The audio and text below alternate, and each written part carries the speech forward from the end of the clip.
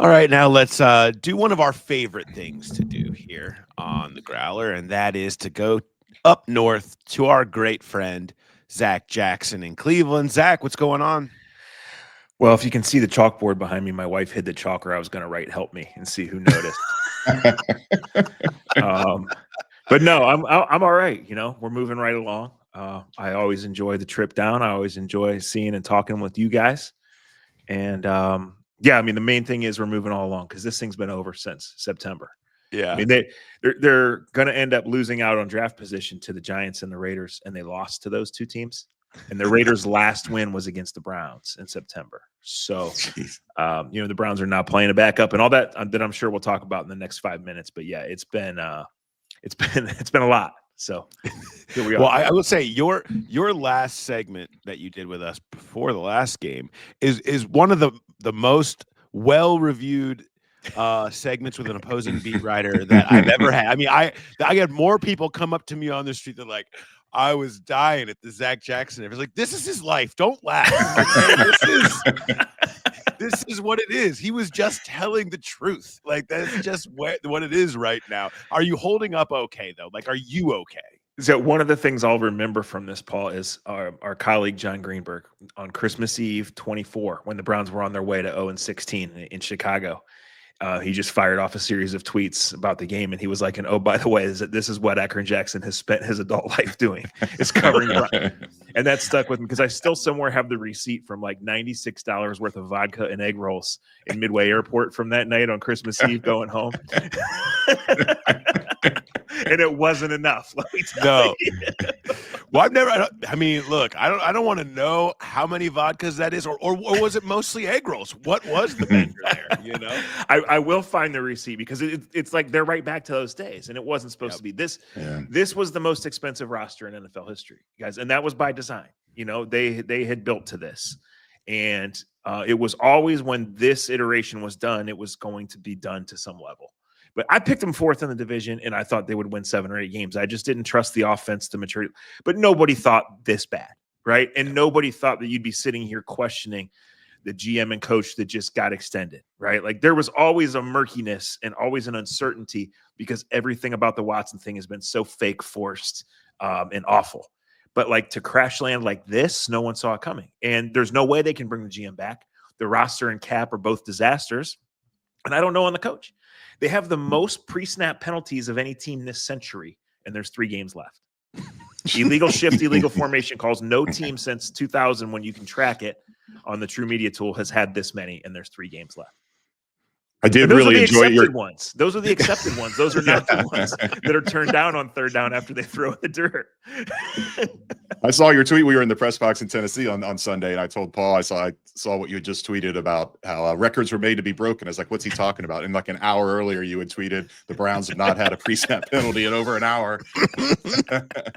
But you talk about the most expensive roster and what a train wreck this season is, and that all kind of points at Deshaun. And the big news this week, or they're moving to DTR. Yeah, is this a legitimate? Let's see what he can do, or is this a veiled tank? It's both, Paul. It is. Let's see what he can do, but they know, right? And everyone knows he's just a little too small and too turnover prone. He's a great kid. He's the kind of kid that you take a 5th round shot on and hope that he can become your backup because you have him under cheap control for 4 years and he works his ass off. Right. So, he'll come in, he'll give you some mobility.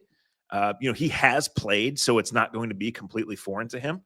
The one thing you can say is a couple of the times he's played on no notice and in strange circumstances. So they're hoping that he can take somewhat of a leap, knowing he's going to be the quarterback going through practice, having sat through this storm of this year. But yeah, they don't want to win again, and they don't need to win again. They're trying to get a top 5 pick, which based on the schedule, they can. They're probably going to end up somewhere between 3 and 6. So obviously, everyone counts as you go towards a very uncertain future. So yeah, I mean, DTR is not the worst that's ever played in this stadium. He's not the worst that's ever played for the Browns. But like even against the Bengals defense, right? Like I think he has I think his ceiling is pretty clear. I mean, I'm mad because I just wanted one piece live of the Jameis experience. Yeah.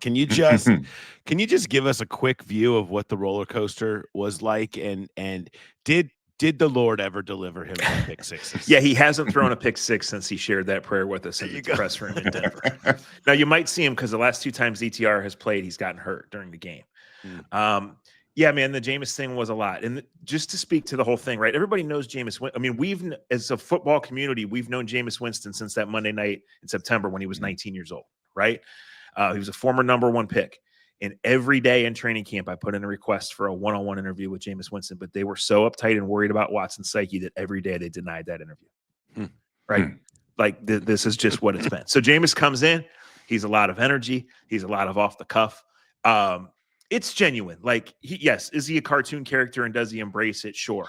But like, he is the first one there. And I guarantee he's still the first one there this week, even though he's not playing. People like him. His mistakes have been very public and very out there. He has talked about how he has changed. He has not been in a lick of trouble in a lot of years. And he throws a beautiful football. He just happens to throw it to the other team.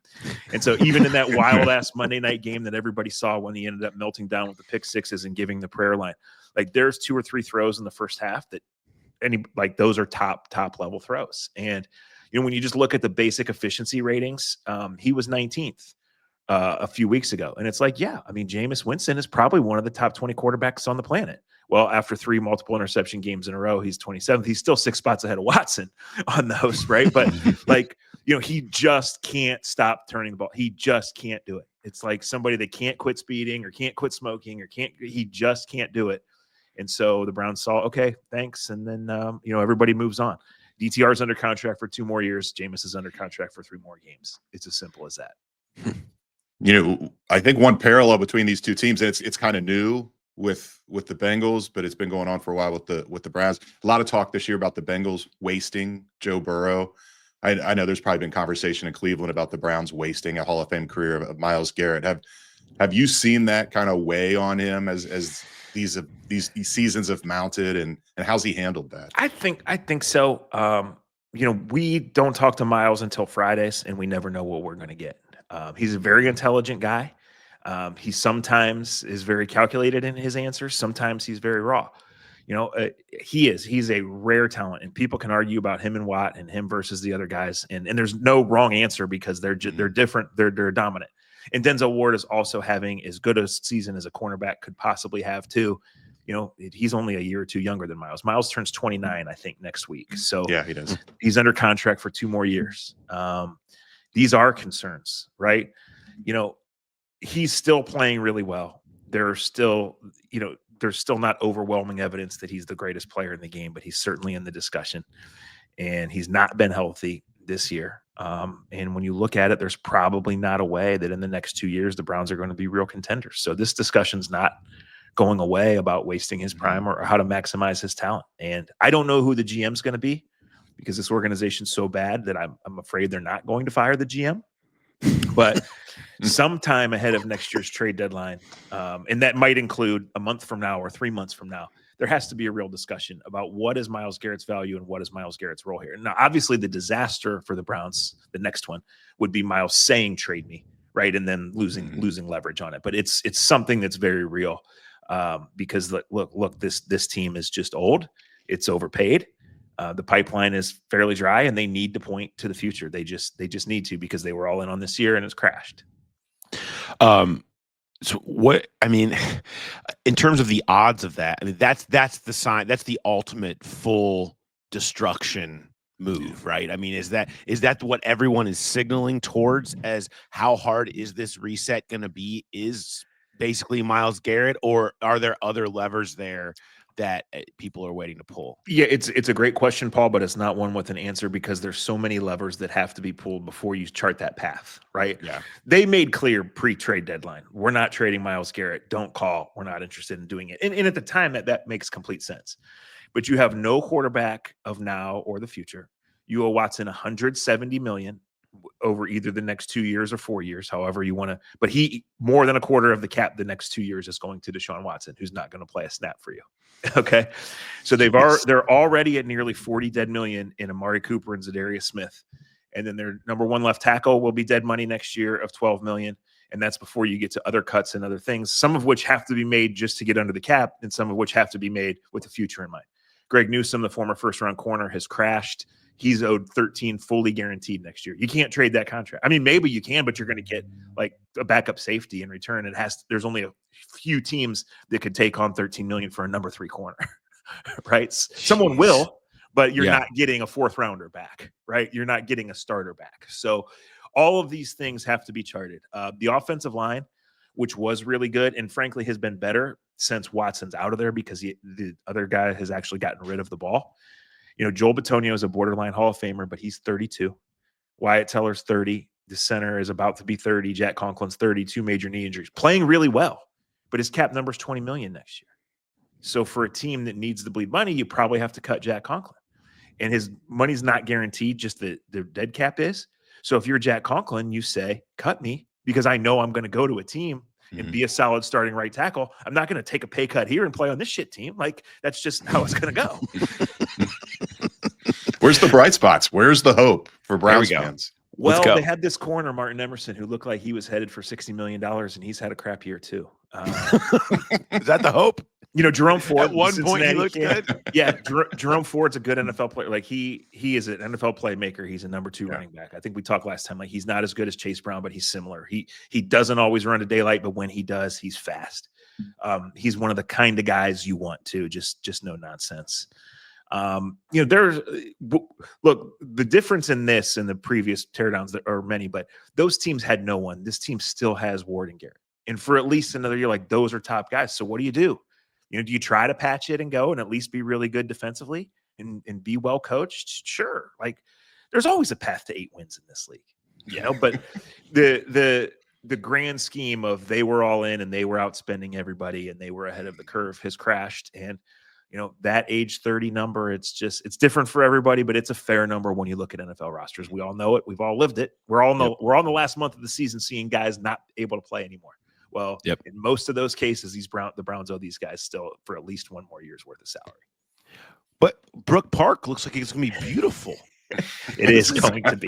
It's going to be quite the mecca, you know? I mean, this ownership group has done an amazing job in everything but football. It really has. Like they have given tons to the community for charity adventures, for youth football projects. They're building a city. They're turning Berea, which is just a facility tucked in a neighborhood behind a college campus. They're building a whole new city there. It's going to be a mini star.